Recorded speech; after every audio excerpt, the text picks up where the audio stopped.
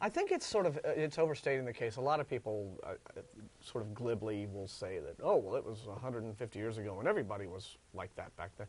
No, I think everybody was most emphatically not. Yes. You know, to racist or in the way. I mean, certainly racial views of racial equality, we've become more enlightened and they've evolved down through the years. But the simple fact that there were abolitionist movements and very involved ones going way back demonstrates that racism was not just this given among it's a bit of a stereotype that everyone back then thought. Now it's even abolitionists back then might not have been as tolerant on a personal level of, say, racial equality as we are. What I like to point out, I always like to, not try to defend one particular person's views, but also in showing that the same view was pretty pervasive.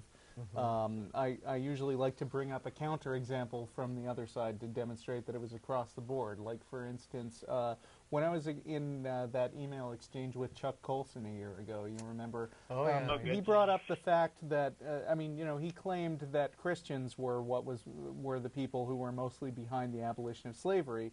And I simply pointed out that Christians were some of the main people who were arguing for the continuation of slavery. And there's a famous sermon by a guy named Thornton Stringfellow who wrote all these biblical justifications why black people were naturally ought to remain in a slave state. Right. So, are we talking like the Curse of Ham type stuff? Yeah, something like that. Along those lines. A bunch of things. I mean, slavery's all over the Bible. Right, well, of course. Kill the Canaanites and take the women slaves and, that sort of stuff. Yeah. Right. I think what you'll find is that, particularly in the case of creationists, they're just grasping at any straw they can to discredit evolutionary theory, and you hear a lot of these tortured arguments about how evolution is somehow responsible for racism and genocide and this, that, and the other thing, and, as if it had never occurred before. Yeah, because really, Darwin's personal opinions about these things aren't particularly relevant to the way the science is done today. Darwin was just the first guy who brought it up, and there have been a lot of scientists who discovered things who had pretty wacky views on different things. But, and even if he was racist, what difference does it make? That's what I'm saying. Well, it's to his theory. To the to the accuracy of evolution by natural selection. Certainly. I think that I'm glad you brought this up because I think everybody should read Voyage of the Beagle. That's out of all of Darwin's books, that's the one that is the most accessible and I think entertaining to a modern reader because it's very interesting. It's not even so much a science book. It's like one of the great classics of travel writing, and it's very fun to read. I think everybody should pick that one out. Okay, well, thanks for calling, Joel. Appreciate it. Good to hear that you're reading the classics. Thank you. All right. Take care, and thanks for calling, man. See you later. Hey, you too. No problem. Thanks for taking my call. No problem. See you later. Bye. We have Ali in Yakima, Washington. Oh. And that is line 3. Ali Yakima? Ali. Allie, yeah. Allie. Oh, so it's for the fault of the call screener, maybe? Oh, I need to blame people. No, back you there. read A-L-I, and you thought it was Muhammad Ali, sort of Ali, and, so, is and now you're blushing. Is it spelled and correctly?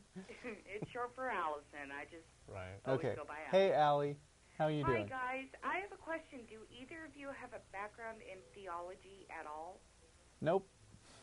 Well, in as much as having read some, but studied it on an academic level, no, can't say I have. Okay. Were you guys raised in a religious household? I was. He wasn't. I was raised culturally Jewish, but my parents were basically both atheists. Basically. Okay. Well, I'm a pagan, and so I can really relate to how you guys do the atheist thing. Okay, I get that. And I'm a closet pagan to my family because they are so embedded in the church and their way of life. And I'm wondering, as atheists, do you guys hide in the closet? Well, we're on TV. Yeah, I was going to say. So that's... No, I mean, families and whatnot. Do you just pop out and say, hey, I'm an atheist? Or? Well, this is more of a me question, because since you have an atheist family... I have some things to add. Right. But yeah, I was... religion has become, in my family, the thing that we sort of agree not to talk about. It's, yes. it's not, it's a little awkward. We have lately been broaching it a bit. If it comes up, we'll actually have an exchange for a few minutes. Mm-hmm. But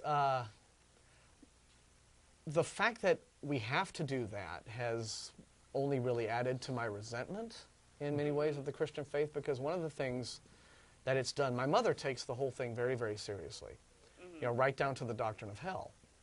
And so anytime the whole religion thing gets brought up, she becomes all upset and traumatized by the thought that her precious baby boy might spend eternity burning in hell.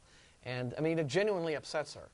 And so what Christianity has done in this instance is that it has filled her mind with this completely unnecessary fear and anxiety that does nothing but cause her emotional distress that she doesn't need, right?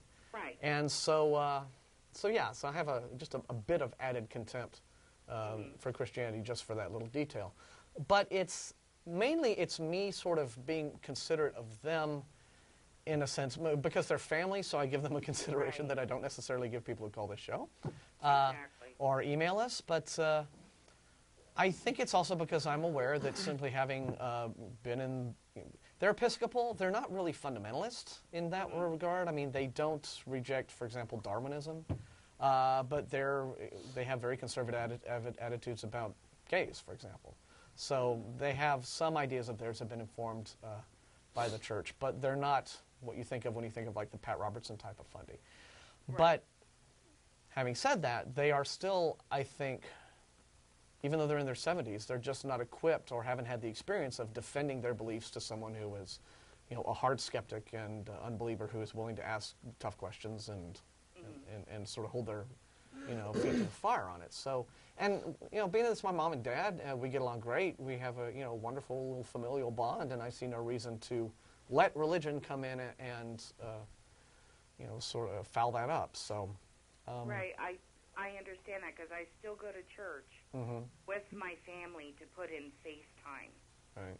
So I can be with them. Yeah. And today I went to church with a friend of mine to have some FaceTime with her. Okay. And the pastor actually made a wisecrack about paganism, fasting for 700 days or so. Mm. Yeah. Well, you shouldn't be surprised that they're up there selling their product, and so they kind of have to slag the competition. Yeah, and it's like any other business. I, of course, am lucky that I don't have to come out to any members of my family. I mean, I always say, I'm a fourth generation atheist. My son is in the studio. He's fifth generation, at least so far. He's going to show up in Krishna robes and a big top knot one day. And I happen to personally know that at least 3 people who are in the studio here today became atheists and then hid it from their parents for a while. And in every single case, their parents discovered before they were ready to reveal it. And there was uncomfortable confrontation. And I personally know that I participated in one of those uncomfortable confrontations because one of them is my girlfriend. And parents are naturally suspicious of the guy who's dating their daughter. And so I also got to be the atheist who's dating their daughter after they found out she was an atheist. So I'm no stranger to the uncomfortableness, but I will say that girls just like bad boys, man. Yeah. That's just all there is to it. Once you rip that scab off, though, I bet that all 3 people would agree with me that it was really a miserable experience to go through for a couple of months, and then it kind of settled down and just became sort of something normal. And either you get together with your family and argue about it occasionally, or there's just an unspoken agreement not to talk about it. You're such a But I think you feel more comfortable with it afterwards. Because you're so threatening, Russell. Yeah. I mean, just look at you. I'm terrifying. Look at me. Well, so... I didn't mean to shut the whole conversation down. Okay, anyway. No, that's fine. That's fine. I'm watching you over the internet, so I can hear exactly what you're saying. And a friend of mine is sitting here watching it with me. Okie dokie. Well, hello, friend. All right. Well, thank you very much. Okay. Thank you. Yeah, take care. Good luck with your family and friends and the rest of it. And, so. All right. Thank you. So long. Okay, bye. Ah. Oh, well, I mean, the screener said that the question was, what is your opinion on paganism? Well, and maybe the she question, decided to ask something else instead. Yeah, all right. So, sometimes that but can change. that's all right. I mean, the answer is, if there are supernatural beliefs involved, we don't agree. But as we think with Christians, as long as the beliefs aren't harming anybody, then live and let live, and we'll argue about it if you want. And we're open to evidence. Yeah. So that's the nutshell answer to that.